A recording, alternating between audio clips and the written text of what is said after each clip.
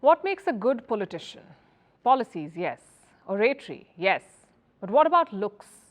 For the longest time, leaders were supposed to look ordinary, like an average Joe.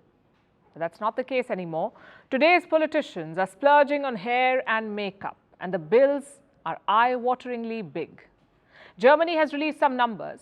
Their government has spent $68,000 on Chancellor Olaf Scholz's hair and makeup. $68,000, that's around 56 lakh Indian rupees on hair and makeup. We have 4 months left in this year, so expect that bill to increase even more.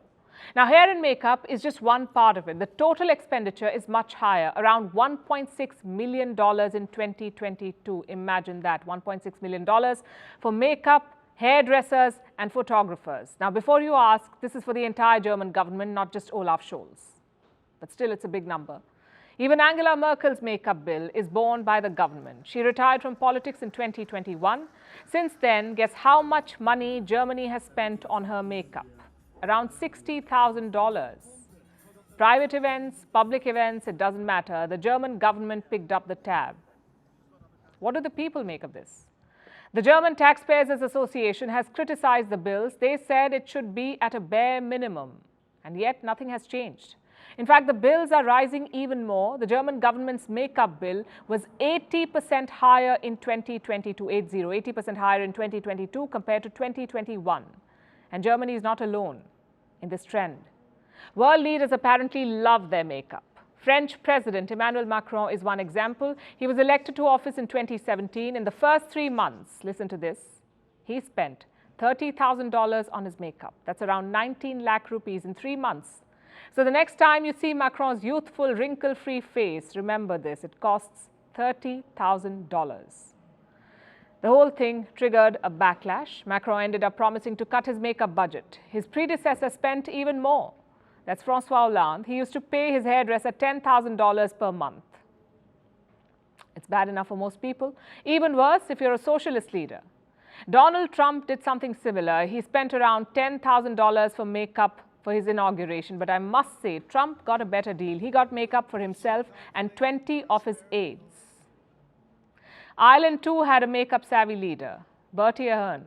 He was Prime Minister from 1997 to 2008. His makeup bill was released in 2006, around $100,000 for 4 years. In fact, Bertie Ahern was called the L'Oreal Prime Minister. We tried to find numbers in India as well. I'm sure you're thinking about those. Unfortunately, there is no public record. But the bigger question is this: why do leaders do this? Why do they spend tens of thousands of dollars on makeup?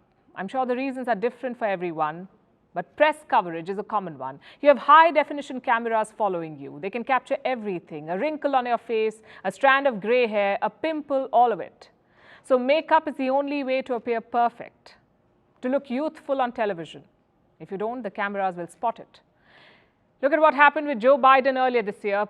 People noticed some odd marks on his face, and immediately questions were raised. The White House had to clarify that the president uses a sleep apnea machine. Maybe Biden needed a makeup artist to cover it up.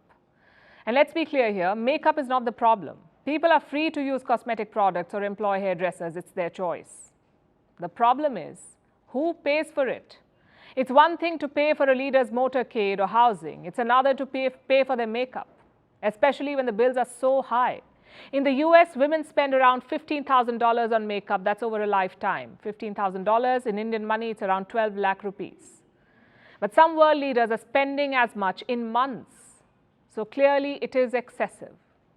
We do need active and caring politicians. For that, taxpayers will pick up the tab. But if they want to splurge on looks, I'm afraid it's BYOM, bring your own makeup.